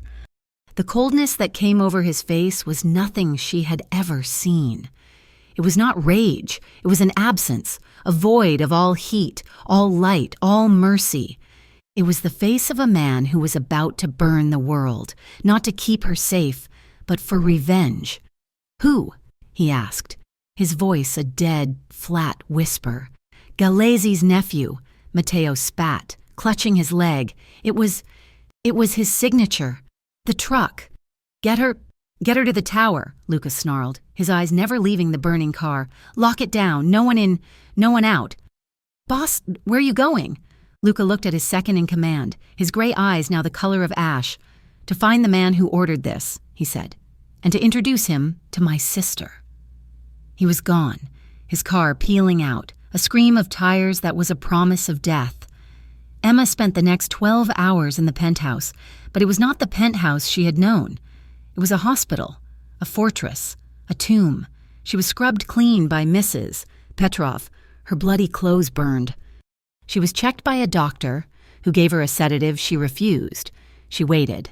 She paced the glass, watching the city, knowing that somewhere, down in those streets, he was unleashing a hell she could barely comprehend. He came back just before dawn. She heard the elevator, the heavy, tired footsteps. He was in his office. She went to him. He was not the man who had left. He was undone. He was still in the same clothes, but now they were stained with soot and something else, something dark. He was washing his hands at the small bar sink, a bottle of whiskey on the counter.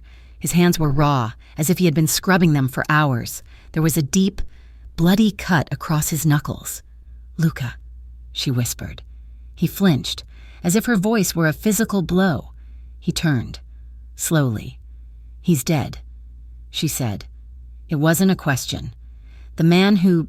Ricardo is dead, Luca said, his voice a low, gravelly rasp. The man who ordered it. Yes, he's dead. His crew, his family. The entire line is finished. He had not just killed him. He had erased him. You're bleeding, she said, nodding to his hand. He looked at his knuckles as if they belonged to someone else. It's done. No, she said, her voice clear, hard. It's not. They will just send someone else. And next time, it will be me. No, he snarled. I'm sending you away. A plane, a private island, somewhere. No, she walked toward him, her bare feet silent on the cold marble. I'm not leaving. You don't get to do that. You don't get to hide me. Ricardo died for me. I am not going to let his death be for nothing. I am not going to be your weakness. Luca, I am going to be your armor. Armor, he laughed, a dry, broken sound. You're a girl, Emma, a girl who is crying over a lost brother. You are. You are everything I have to lose. I am the only thing you have, she corrected him, her voice fierce. She was standing in front of him now. I am the only person in your entire world who doesn't want your money, or your power, or your name. I just want you. And I will not. Wait in a cage, waiting to see if you come home." She was in his space. She was breathing his air, the smell of whiskey and ash and him. "I am staying," she said, "by your side, in the war room, in the car. I am not leaving you, so you need to decide, am I your weakness or am I your queen?" He stared at her. He saw the girl who had offered herself in his office. He saw the woman who had stitched his wounds. He saw the survivor, splattered in blood, who had refused to break. He resisted. It was a visible, physical thing. His whole body tensed. The desire to wrap her in cotton and send her to the ends of the earth at war with the truth he saw in her eyes. "You stay by my side," he whispered, his voice rough, "and you will see things. You will be things that will destroy that girl who baked me a cake." "That girl is gone," Emma said. "She died in the car with Ricardo." He let out a breath, a shuddering, ragged thing. He looked at her, truly looked at her, the fire, the steel, the unshakable loyalty. "Then," he said, his voice breaking, "then you wear my ring." "Your ring?" "In my world," he said, his gaze intense, "a wife is sacred. She is an extension of the man himself.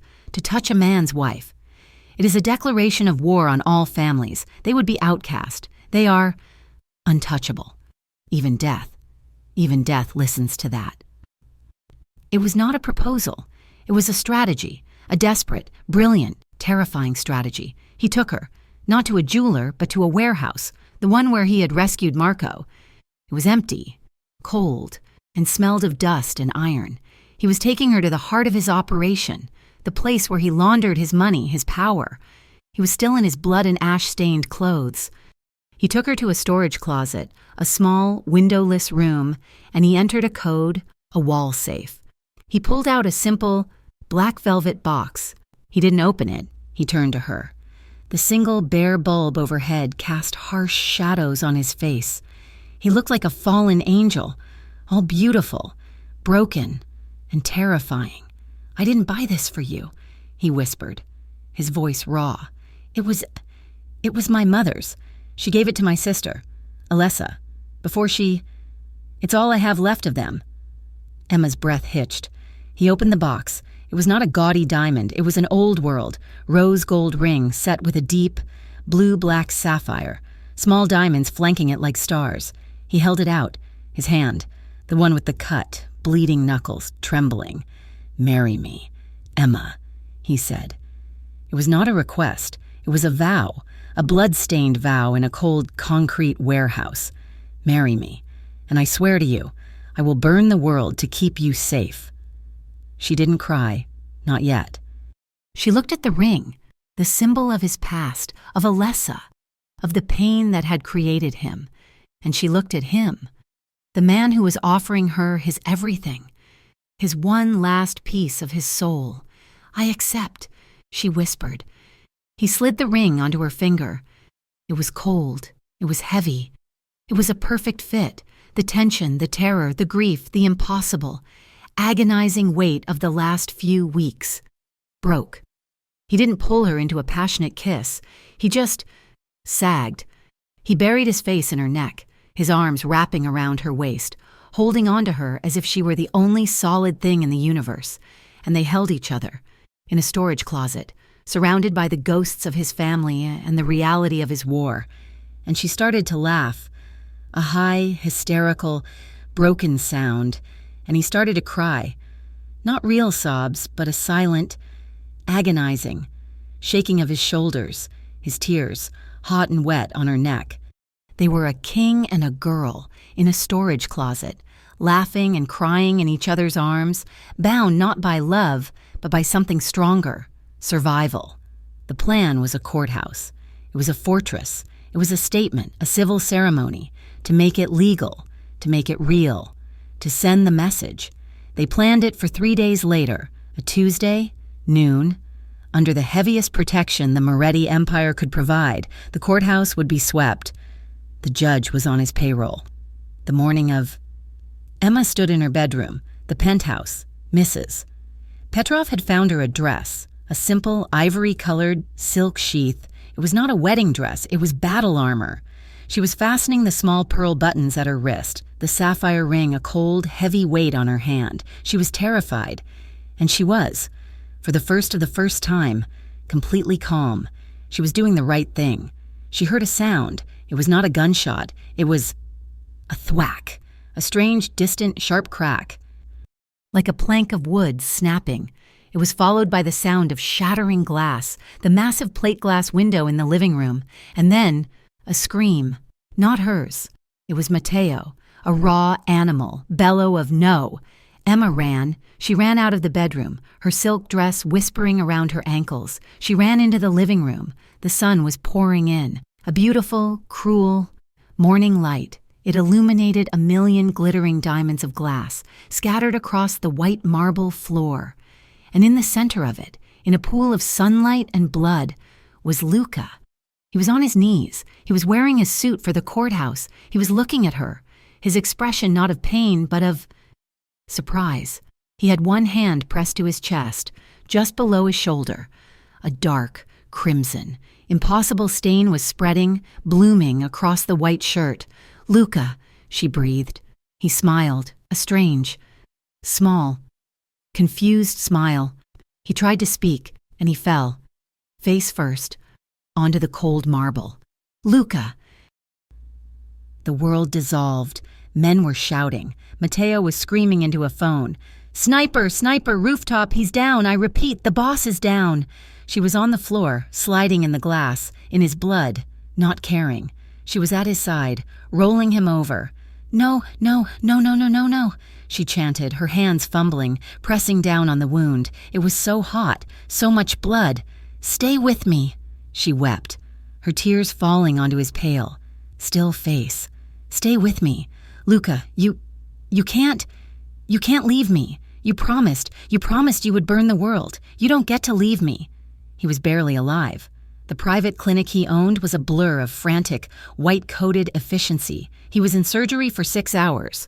The bullet, a high-velocity, armor-piercing round, had been meant for his heart, his turn. His flinch at the last second had saved him. It had hit his shoulder, shattered his collarbone, and nicked an artery. He survived, barely. He was in a private room, a place more secure than any bank vault. He was unconscious. He was a landscape of tubes and wires, the steady, slow beep of the heart monitor, the only sound in the room. Emma stayed. She did not eat. She did not sleep. She did not leave his bedside. She sat in a hard, uncomfortable chair, her ivory silk dress now stained with his blood, and she held his hand, his large, strong, scarred hand, which was now so cold, so still. Mateo ran the Empire from the hallway, his voice a low, furious, constant buzz, but in here, there was only silence. On the 3rd day, the doctor said he was stable. He's strong, but he hasn't woken. It's up to him now. That night, Emma was alone.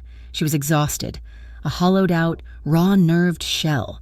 She rested her head on the bed, her cheek next to his hand. The smell of antiseptic and him was all she knew. She whispered into the silence, "You're a fool. Luca Moretti," she breathed, her voice a dry, broken rasp. "Such a fool. You heard them. You heard your men. I was your weak spot, and you put me at your center. You were going to marry me." Tears, hot and slow, leaked from her eyes, tracing paths through the grime on her face. "When I came to you," she whispered, her confession a secret for just him. "In your office, I was so scared, but I didn't just offer myself for money. I would have given you my heart for free. I would have, just to have someone once look at me and fight for me." She choked on a sob, her hand tightening on his. "And you did. You fought. You burned it all. And now, you have to wake up. You have to. Because I've got everything I need right here. You can't leave." A faint pressure. Her head snapped up. His fingers. Had they moved? His eyelashes fluttered. Once, twice. His eyes, the color of winter stone, slowly, painfully, opened. They were fogged, confused, and then... They found her. They focused. He tried to speak. A dry, rasping sound. "Shh," she sobbed. Don't talk. I'm here." He licked his chapped lips. He took a breath, and he whispered, his voice a ghost, a gravelly ruin of the man he was. But it was him. "Then," he rasped, his eyes holding hers, "I've got everything I need." Recovery was not a straight line. It was a brutal, jagged, uphill climb in the dark.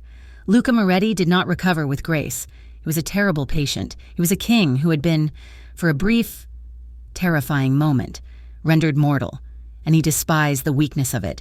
He woke from the fog of anesthesia not with gratitude, but with a cold, simmering rage. He was moved. Under the cover of night, from the clinic back to the penthouse, the glass window, the one that had been the sniper's entry point, was gone. In its place was a sheet of high-tech, bulletproof, matte black steel.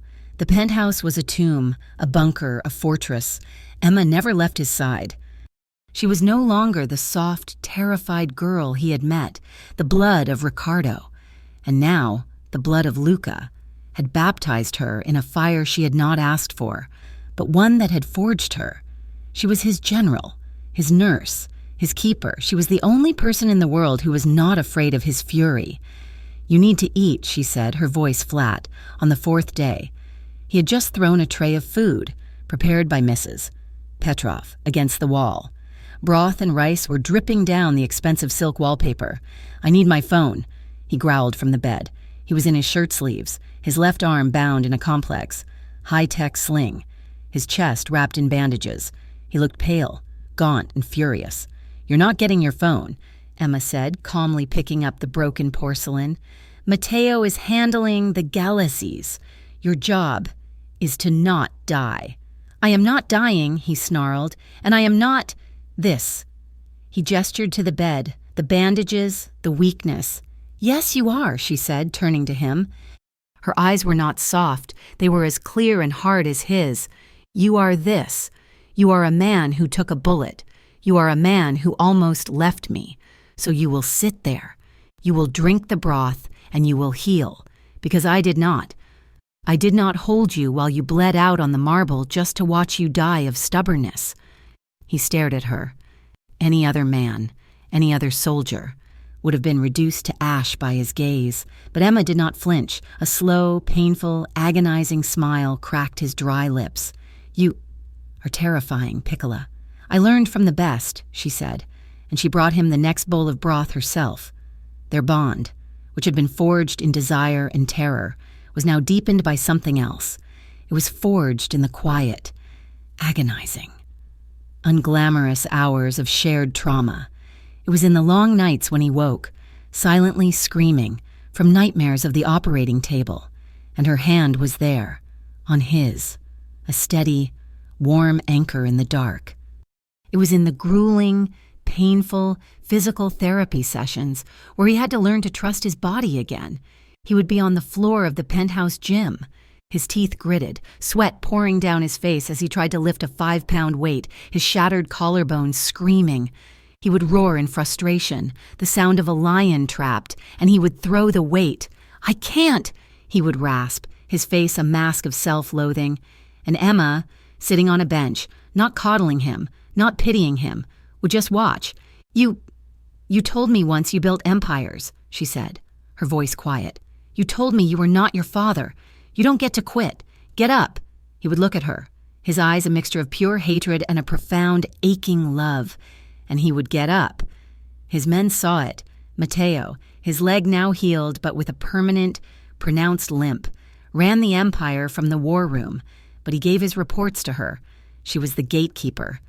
She was the one who decided if the boss was strong enough to hear it. They no longer saw her as a weakness. They saw her as something new. She was the Regina, the queen, the one who had not buckled, the one who had not run, the one who had faced down the Galeazzi family and had not even flinched. She was the one who held their king in the palm of her hand, and instead of crushing him, she was healing him. 2 months. It took 2 months for the king to be whole again. He was leaner, he was harder. The scars on his chest had a new, angry red companion, and he was different. The cold, careless cruelty was gone. In its place was a focused, cold, patient rage. He was planning. And this time, Emma was at the table. The old man. Don Gillespie, Luca said, his voice a low, smooth rumble. He was standing, dressed in black, looking out at the new, steel-plated wall. He has a compound upstate. Old world. He thinks it's impenetrable. He's the one who ordered the sniper, Matteo said, his voice grim. He's the one who approved it, Luca corrected. The one who paid for it was his heir, his grandson, a boy, 25. He thinks this is how he proves he's a man, by killing me, by taking everything. Emma, who had been silent, spoke. He didn't just try to kill you, Luca. He tried to make a widow. He tried to take us. Luca's gaze met hers. He had not touched her, not with passion since the shooting. Their world had been sterile, focused on healing. But in that moment, the look that passed between them was a promise of the fire to come. We end this, Luca said. Not just for revenge, not for territory. We end this for peace.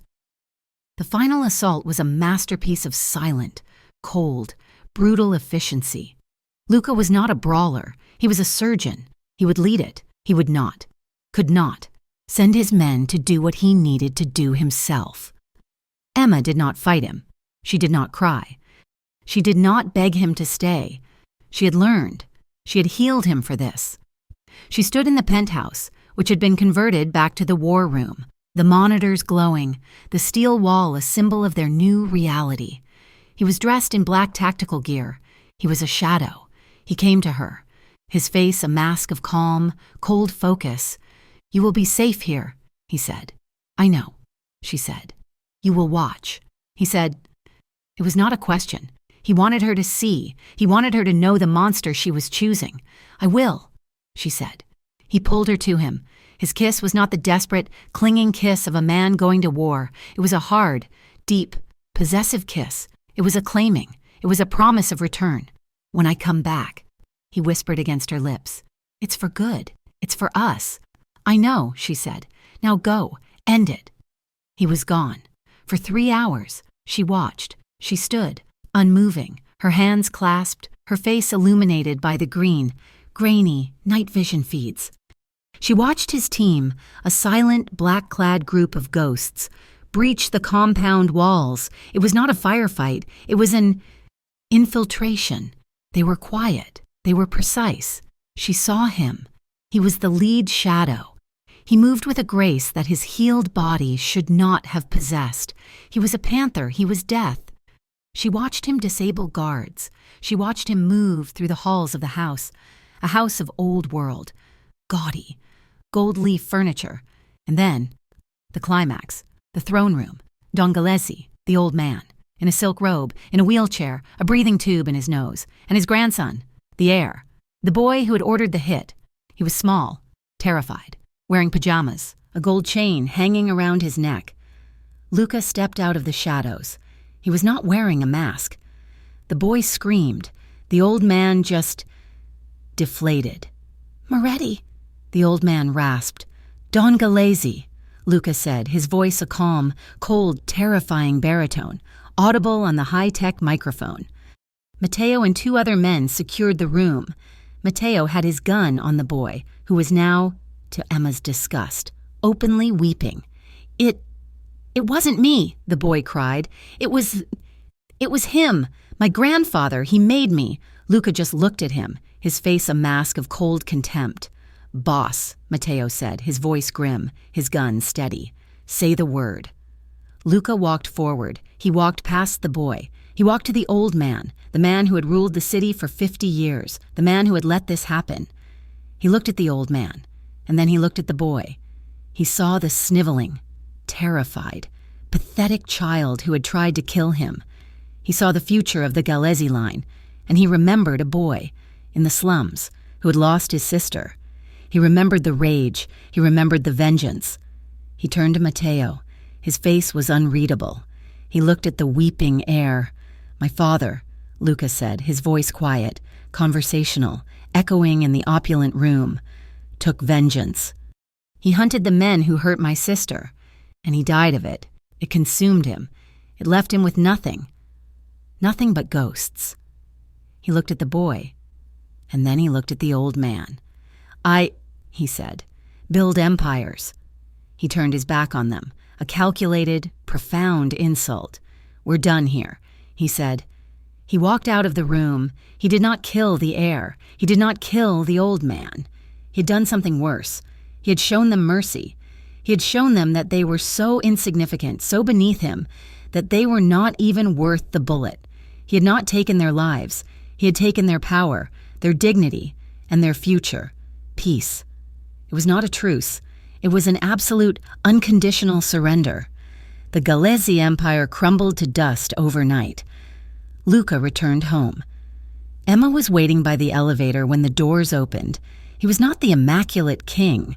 He was bruised. He was tired. He was covered in the dirt and grime of his victory. A small, fresh cut was on his cheek. But he was whole. He stepped out and he just looked at her. She didn't run to him. She didn't cry. She stood her ground, his anchor, his queen. He walked to her, his footsteps heavy. He stopped in front of her. He put his hands on her face, his palms rough and dirty. He looked at her, his gray eyes clear, exhausted and full. "It's done," he whispered. "It's done," she confirmed. He pulled her to him, and he buried his face in her hair, and he breathed her in, the smell of home, the smell of his future. They did not get married in a courthouse. That place was tainted with the memory of his blood. They got married on the rooftop of the penthouse. The steel plate on the living room window had been replaced. The glass was back, stronger, clearer, a symbol of their new reality. It was sunset. The city, his city, their city, was spread out below them, a glittering carpet of light, bathed in the soft, bruised colors of twilight. There were only 5 people present.